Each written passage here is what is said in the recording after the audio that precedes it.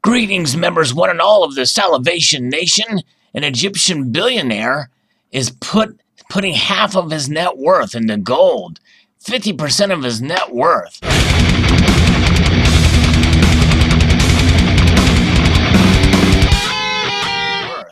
And he probably couldn't have picked a better time to do it, for the news of the day is that the gold has ended a 2-month low and climbed a little bit after the Fed statement. Gold futures ended with a loss on Wednesday, holding ground at a 2-month low, then climbed in electronic trading as the U.S. dollar gave earlier gains on the heels of the Federal Reserve's monetary policy statement. After gold futures settled Wednesday, the Fed kept the key U.S. interest rate steady, saying that while inflation has moved higher, it's likely to run near the central bank's 2% target in the coming months.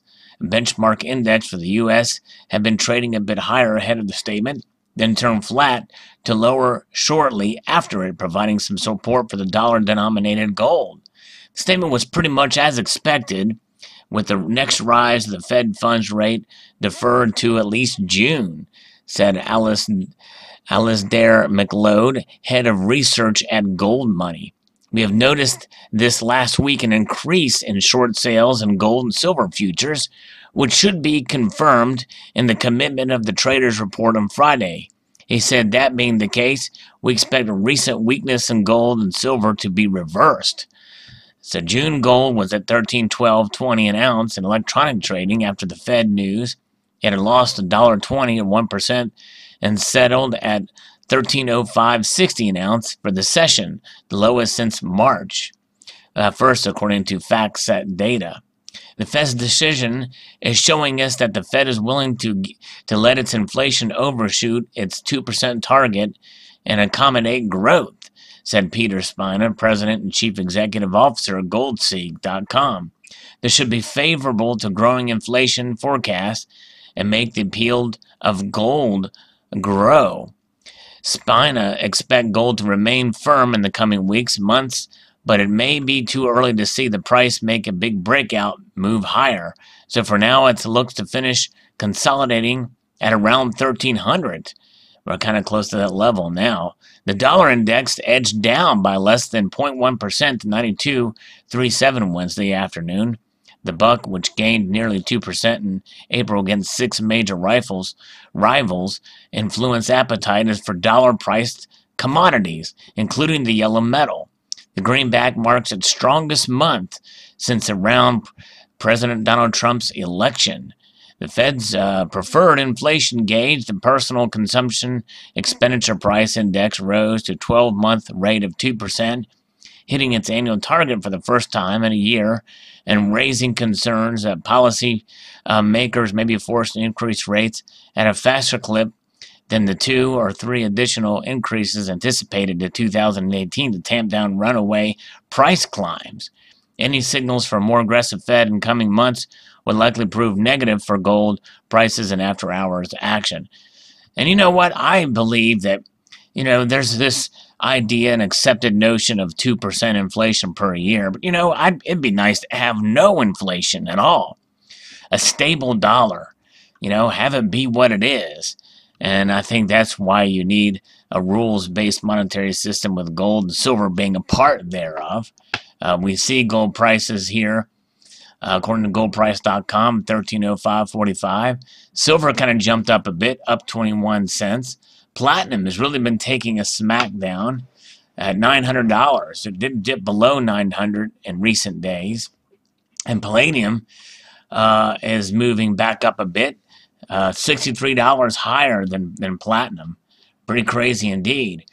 So, with all that being said and what's going on, a foreign investor, a billionaire, is putting half his net worth into gold. Quite crazy. And let you see what his reasoning behind it. Egyptian billionaire Naguib Sawiris' belief in gold led him to invest half of his $5.7 billion net worth into the precious metals. So he predicts that the price of gold will break free from its current slump to reach $1,800 per ounce as overvalued stock markets crash. In the end, you have China, and they will not stop consuming. And people also tend to go to gold during crisis. And we are full of crisis right now. Sawiri said, "Look at the Middle East and the rest of the world, and Mr. Trump doesn't help," he added. And look at that statement, considering, read the next sentence here. Sawiri, who founded North Korea's first telecom operator, Korolink, has been waiting 10 years to repatriate all of his profits easily and control his mobile phone company. In order for this to happen and leave his investments finally paid off, a North Korean peace deal needs to be reached. I am taking all the hits, and I am being paid in a currency that doesn't get exchanged very easily. I have put a lot of money and built a hotel and did a lot of good stuff there," you noted. Following a successful meeting between North Korean President Kim Jong-un and South Korean President Moon Jae-in last week, U.S. President Trump now has plans to meet the North Korean leader, to discuss his nuclear weapons and missile programs. For Sawiri, an agreement would allow him to restore his investments there and possibly make new ones. Beyond his telecom business, Sawiri bought out Egyptian investment bank Beltone Financial Holding and expanded his portfolio by entering into the mining sphere. He, with his family, became the largest investor in the sector through shareholdings in Evolution Mining, Endeavor Mining, and La Mancha Resources. Addressing his investment, Sawiri stated, "I recently sold a portion of my Evolution shares because I want to invest now in Latin America and Eastern Europe. Looking forward, the man whose largest share of investment includes most of his gold stakes is planning to invest in Egypt's booming real estate market this year, shrugging off concerns of a bubble in the market. In my family, we are investing a lot right now because we see the opportunities," he said. "It isn't patriotism or advertising or anything like that," he said.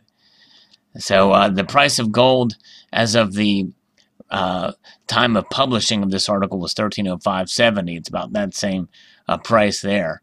It's sort of a misguided information. It sounds like he's concerned about the economy with the Middle East and with what Mr. Trump doesn't help, but then goes on to praise the markets, the real estate market in Egypt, which is in the Middle East, or one would consider that as part of that region.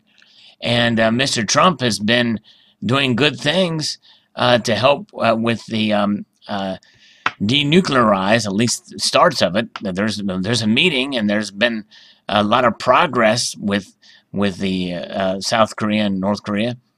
And so he's putting all his money in gold as a safe haven, but whereas he's talking about investing in different places here and there.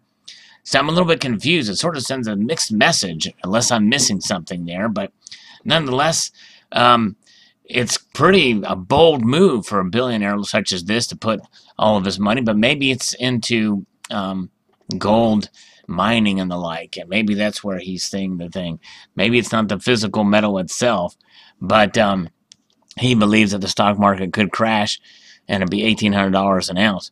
Well, I do believe the stock market does crash, circa like what it did back in 2008 and 2009 and like. It may take a while for it to get that high, but I believe it'll go probably higher than that.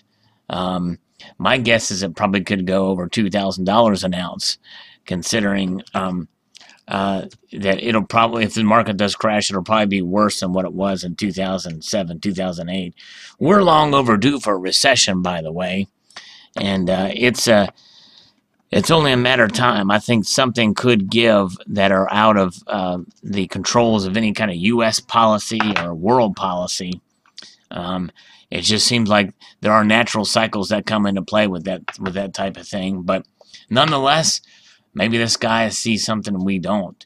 And we'll be on the radar. We'll see who else is going to be putting a lot more money into gold and silver in the coming months. And we are seeing a lot of nations repatriate their gold. So maybe it's a combination of maybe something that they're seeing that we don't see. Of course, many of us here in this community have been anticipating something big happening for a while. And And who knows? Maybe it will, maybe it won't happen. But nonetheless, holding gold and silver is a smart move for any and all of us because we understand it as a hedge against economic instability. Post your thoughts below. I'd like to extend a multitude of gratitude to y'all for watching and encourage you to please rate, comment, and subscribe.